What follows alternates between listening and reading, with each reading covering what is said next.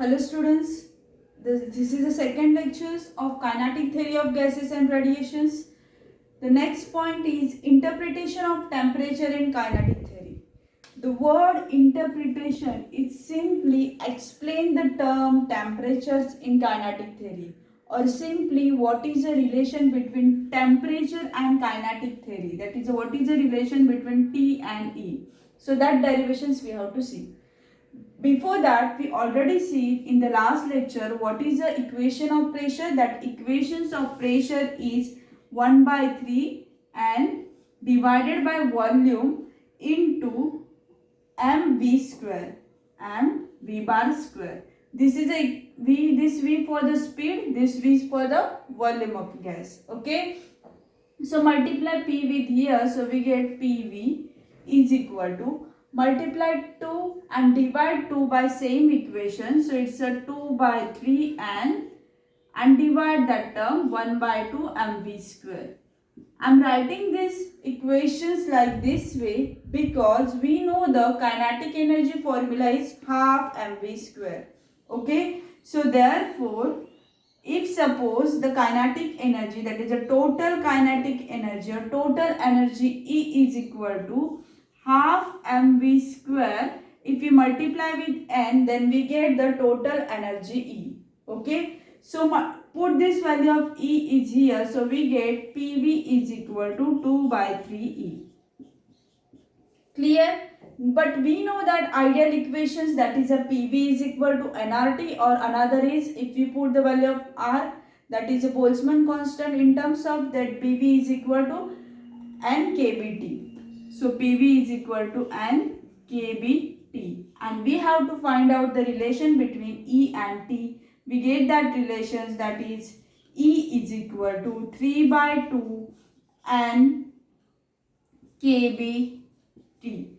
Okay, so this energy is directly proportional to the absolute temperature, or we can write E by N is equal to 3 by 2 kBT, means average energy per unit per molecule, and is a molecules, number of molecules. So average energy per molecule is directly proportional to the absolute temperature. Is absolute temperature. So this is a point of interpretation of temperatures in kinetic theory. Okay, so the temperature is directly proportional to the energy per unit molecule.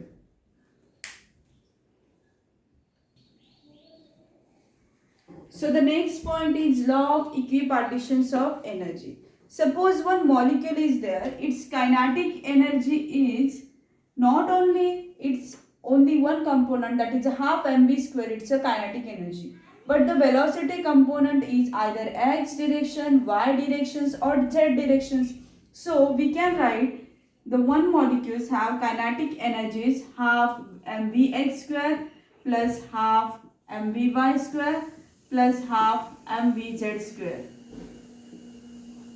Okay, if you consider average kinetic energy, so many molecules move in the x direction, number of molecules moves in y directions and z directions.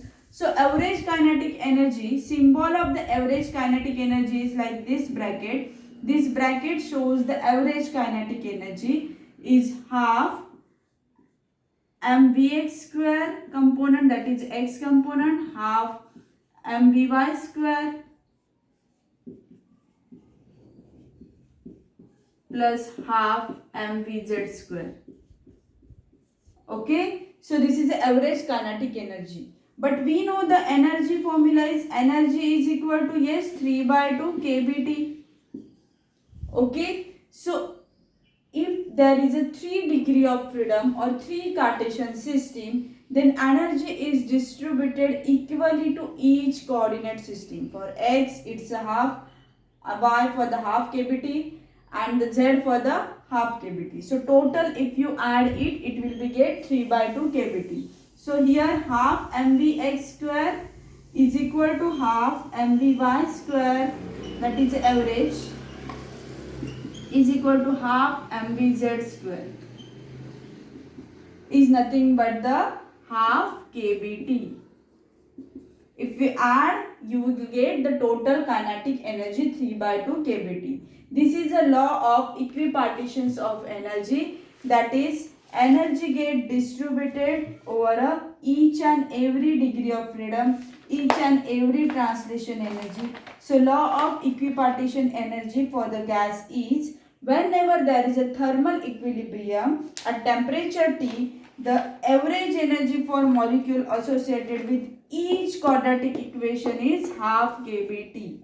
Okay, that is the average kinetic energy, or each quadratic system consume the half kBT energy. This is a law of equipartition energy. Equipartition means energy is distributed in equal Cartesian system, equal coordinate system or equal quadratic system. Okay, so that this is energy get equally distributed with their degree of freedom. So what is that degree of freedom? That is our next point. So degree of freedom denoted by short form DOF, it simply define the position of that molecules. Degree of freedom, DOF. So suppose 1 degree of freedom means there is a one dimension molecule, 1D is there, that is a molecule move in a straight line in one coordinate system. There is only one velocity component, Vx, suppose velocity component. Okay, so this body is move in a straight line. This is the x directions. So this is a 1 degree of freedom. If the molecule move in a one Cartesian system in x coordinate system in a straight line, then we can call it as a 1 degree of freedom. If there is a 2 degree of freedom, means there is a 2 dimension coordinate system. Means 2 dimension means there is a plane, it's a straight line, it's a plane. There is a 2 velocity component. If suppose there is a Vx and Vy plane is there, x and y plane is there, and the molecule moves in this plane, then this degree of freedom have 2 degree of freedom. Clear? And if suppose 3 degree of freedom means 3D diagram, 3D coordinate system, means there is a space and there are 3 velocity component. Suppose this is a space and there is a 3 degree of freedom, then molecule move in the x, y and z component, then that is a 3 degree of freedom. So this degree of freedom is defined at, it shows the position of molecules, it shows the configurations of that molecules, it shows the total number of coordinate system required for that molecules. These all points are contributions of degree of freedom. Position, coordinate systems and their configurations, how it rotate, how it travel, how it will be motions, it will be happen. All these things are going in term of degree of freedom. Okay, so last point of this today's lectures is diatomic molecules. Diatomic molecules.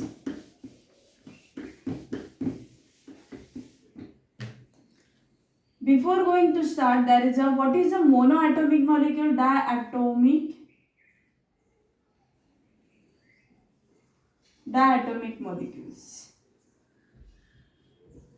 For the introduction part, monoatomic molecules such as helium, neon, krypton, monoatomic molecules have only 3 degree of freedom. 3 degree of freedom, and that 3 degree of freedom is translation degree of freedom. For the monoatomic, there is a 3 translation degree of freedom is take place. Okay, now we will see the next point, diatomic. Diatomic molecules are H2, N2, O2, CO, all are diatomic molecules. If suppose this is a Cartesian systems and diatomic, 2 molecules are placed on the x-axis. This is a z-axis and this is a y-axis. Okay, so now these molecules are moved in this straight line x, y and z. Okay, so there is a 3 degree of translation motion, 3 degree of freedom, 3 degree of freedom. which is done by the translation motion. Which is done by the translation motion. So kinetic energy for the translation is equal to same half mvx square plus half mvy square plus half mvz square. Clear? Now, apart from this translation degree of freedoms, these molecules are move in rotate around z and y axis. Okay? If it is a place in x axis, then it will be move in z and y axis. If it is on the z axis, then it will be move in y and x axis respectively.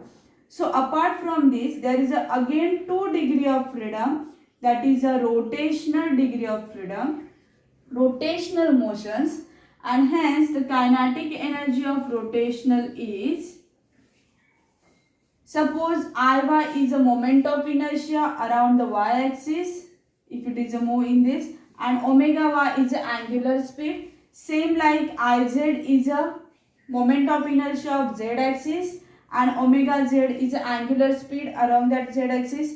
So the kinetic energy for rotation is half I omega square y plus half Iy Iz omega z square. This is Iy omega y square, half Iz omega z square. So total degree of freedom how much? This one is 3 and this one is 2. There is a 5 degree of freedom. But now this one is not stopped. Again 2 more degree of freedom is there, that contribute by the vibration motion. Okay, so 2 more degree of freedom is there, that is a vibration motion. These molecules are vibrate with their internuclear axis. So this one motion is also contribution for the vibration motion. So kinetic energy for the vibration is half mu square plus half kr square, where u is a velocity of that vibration motion, velocity of vibration motion, and r is a separation distance between the atom, separation distance between atoms, and k is a force constant. Understood? So these molecules are move in the vibration motion. So how much total kinetic energy is? It's a kinetic energy of translation, kinetic energy of rotational, kinetic energy of vibration. Okay, so total degree of freedom for the diatomic molecule is 3 plus 2 plus 2 is 7 degree of freedom for the diatomic molecules. For the monoatomic molecules, there are 3 degree of freedom. For the diatomic molecule, there are 7 degree of freedom. Clear? So how much energy, total energy contribute for that is 7 by 2 kBT.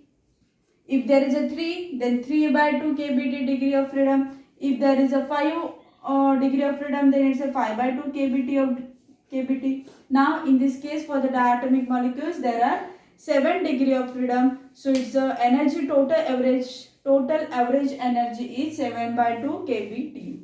Okay. Hope you enjoy these lectures. Please like, share and subscribe my channel. Thank you.